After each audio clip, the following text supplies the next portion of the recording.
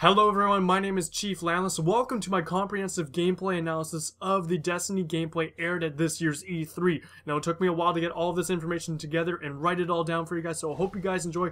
I put a lot of work into this, so again, I hope you guys enjoy. If you want to watch this demo without me talking over top of it, link down below in the description. Go enjoy that 12 minutes of glory, but here I'm going to break down these 12 minutes for you guys. To start things off here, we get an amazing look at the landscape that is within Destiny. All of these graphics just blow me away. This terrain, everything you see in here is all footage generated from the in-game engine, and everything you see out there is playable, as stated by Bungie in later interviews, which is where a lot of this information is coming from that I'm adding over top, that everything you see out there is playable. You can go out there and explore all of that for yourselves. Everything you see with your eyes there and on the screen.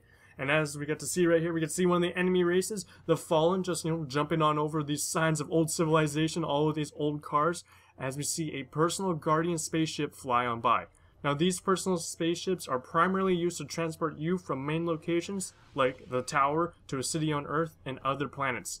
During Bungie's visit to E3, though, there's no mention on how you control them, and they didn't mention any sort of space gameplay via these spaceships, but they have hinted at this in the past. These spaceships also are used as storage to house your personal vehicles, which could be a Sparrow, which will be seen later in this demo, or perhaps a vehicle like the Pike, although the Pike may be a little bit too big.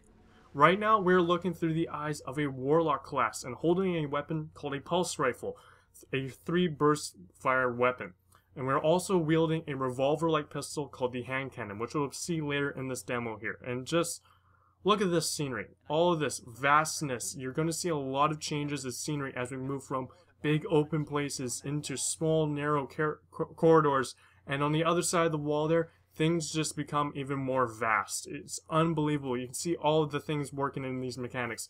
The wave in the tarp there as the wind blows through it. There's all this dust, all the particles. Now, it does look a little bit pixelated. This is straight from the stream, but trust me, the graphics are going to look amazing. And here we get to see how join in progress works right here. As a friend of our Fireteam now, a Hunter class, joins on in. And as you can see, their personal spaceship just flew on by, and they almost kind of like teleported on down to the ground. That's how their join in progress system sort of works. You can join in on the fly in this game.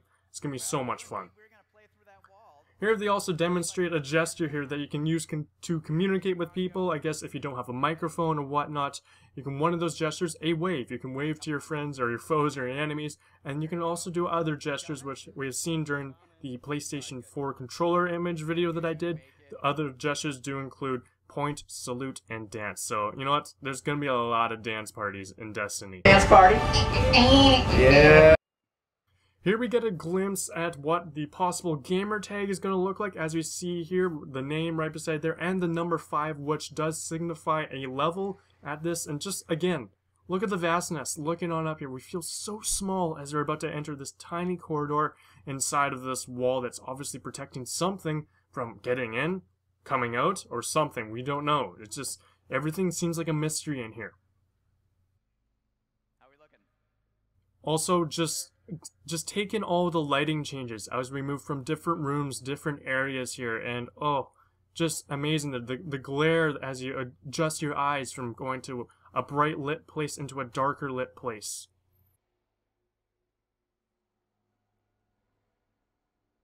It's getting a little dark.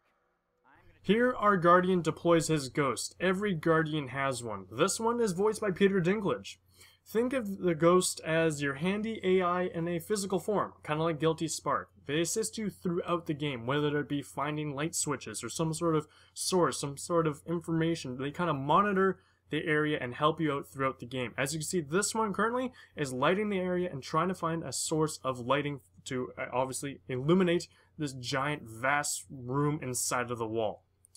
They say that these ghosts will become an important story character, and you'll have the ability to customize them later on. And they mention that you'll not be able to advance throughout the game without it, so they'll become very, very handy.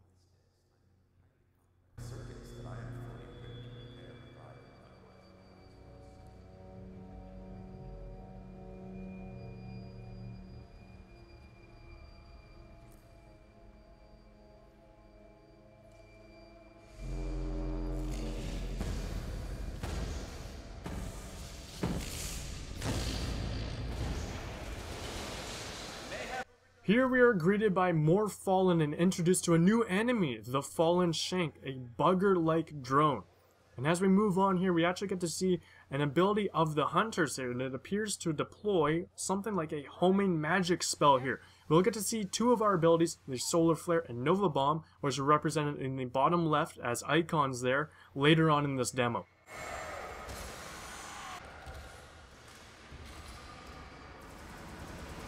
Here we get to see the slide mechanic, which occurs when you crouch while sprinting. And watch as you kill the Fallen here. You can see their souls escaping out of their body here. And also note the enemy names, health, and level above each enemy. And also the indicator when you inflict critical damage, such as a headshot, on these enemies here. Right here with this pistol, bam. Critical shot to the head as the soul escapes into the air.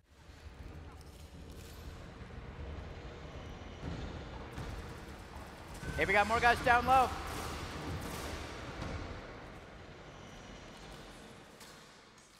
Right here, here's another Hunter ability, which appears to grant a fiery one-shot KO for a limited amount of time to whatever weapon they seem to be holding. Immediately followed by our Guardian using a Nova Bomb attack. And watch the ability refill slowly in the bottom left there. So you can't really use it that often. Right about now, we're introduced to another enemy called the Rikis Archon Slayer, which appears to be a part of the Fallen with its distinct 4 arms.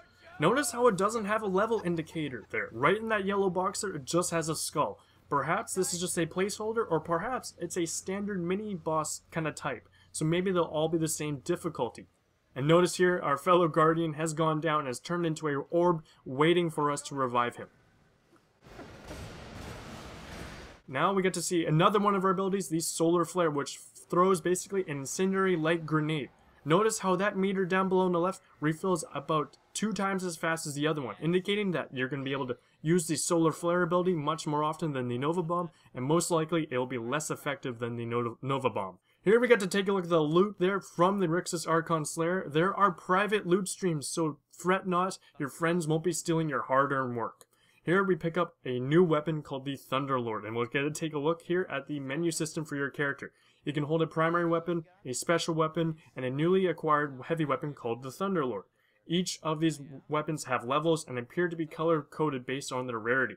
You can upgrade your weapons, which each appears to have a skill tree and grant new attributes for these weapons. Each upgrade costs some Glimmer, which perhaps is the in-game currency or special energy granted to the Guardians via the Traveler. A weapon kit, which can be interpreted as the materials in order to maintain, repair, or just build the weapon, and a talent point, possibly earned through leveling up your Guardian. Our Guardian chooses a Rolling Thunder perk for the Thunderlord weapon, and we get to see it in action here. Yep. That's big and blue and covered with lightning. Plug your ears.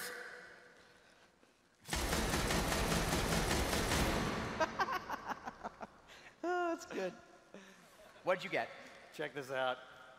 I knew you'd be jealous of a sniper rifle. Oh, I do like the long rifle. What's its name? Shut up and get behind me. Eh. Notice down below next to our abilities, we can now see all 3 of our weapons there, and I'm pretty sure they will not have infinite ammo there. I think this is purely for the sake of their demo so they don't run out of ammo on stage. That would be pretty embarrassing. And notice again, the lighting, once again, reflecting off the water and the ground of this tunnel. As the fan is moving, all the shadows casting. This just looks absolutely amazing, and I cannot wait to see this on next-gen hardware. Hey, we made it through the wall. Cool. Nice work, partner. As we venture on outside here and just bask in the glory of these massive spaceship-like launch towers, we are greeted and joined up by our 3rd member of our fire team, a level 11 Titan who salutes us and shows off a Gallahorn, an exotic rocket launcher. Now, your fire team members don't always have to join in progress this late. You can join and start right ahead and begin those quests together from the beginning, or you can join in progress like this, come and go whenever you please. We're then interrupted by a fallen spacecraft slipstreaming into the horizon, knocking on over some of these towers here, just blowing us back with that shockwave there, just giving us an idea of the vastness and how massive this spaceship is. And this spaceship initiates a public event, a fallen assault. Hey guys, That doesn't look friendly. Now we're gonna see a lot during this public event, so I recommend rewinding this so you don't miss anything, as other fire teams are gonna join in on the assault here. We see them circle us in a new vehicle called the Sparrow, which may or may not be that personal vehicle that your personal spacecraft may hold. And here we briefly get to see two abilities of the Titan here. A double jump in the background there, followed up by a slam attack on the ground, releasing a blast of magic there. This is shown more clearly in post demos at E3 here, and popularized by the term Space Magic! You know, you show these good people a lot of cool things, but I think they could use a little bit more space magic! Now we are greeted by a fallen dropship which swings on in and drops off a Devil Walker, a fallen tank. I just love how it was hanging upside down and just flips like a badass landing on in. And now we get to see all of the multiple fire teams work together to target the weak spots like the legs, and you get to see the front shell of it open up to take out this tank. Now with these public events, you don't have to join on in. They act as bridges from private areas where we just ventured from to public areas, like these vast open areas. These won't happen everywhere. There will be lots of public areas though, and you'll be notified when one occurs. You can play Destiny entirely solo, so by yourself or with friends in a fire team, or attend public events like this alongside multiple fire teams. And as this gameplay comes to an end here, we get to see all the Guardians' abilities banding together to take out this Devil Walker, targeting all those weak areas there in just a fiery and explosive ending. I cannot wait for this game, and this does conclude my gameplay analysis for this Sony press conference. However though, during interviews after the demo, Bungie did clarify a few things. One, races, the ones that you do have to pick from, human, exo, and awoken, will not affect gameplay. They are only emotional and purely cosmetic decisions.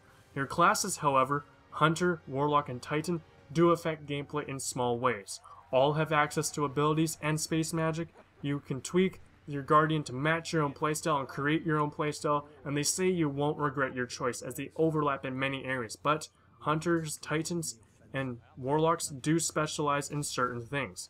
Plus, you can have multiple characters in Destiny, so if you feel like you're missing out, create another character. To answer many of you guys' questions, yes, there will be competitive multiplayer in Destiny. Guardians versus Guardians. They're currently working on how to balance each Guardians and Guardian classes and weapons in order to have PvP combat. With that also being said, they did add something that I found very interesting. They stated that enemies won't necessarily be working together. So that's perhaps hinting that we may see some combat out there in Destiny, such as the Fallen taking on against the Cabal, maybe against the time-traveling robots that are the Vex, or the space-like zombies, the Hive. The ideas seem endless. There's just so much information that came from E3. My head is about to explode. So I hope you guys enjoyed the video. I put a lot of work and effort into this, so your likes and favorites are greatly appreciated. Subscribe if you haven't already for Destiny news and Halo news. My name is Chief Landless, and I hope you guys enjoy the video. I'm signing out.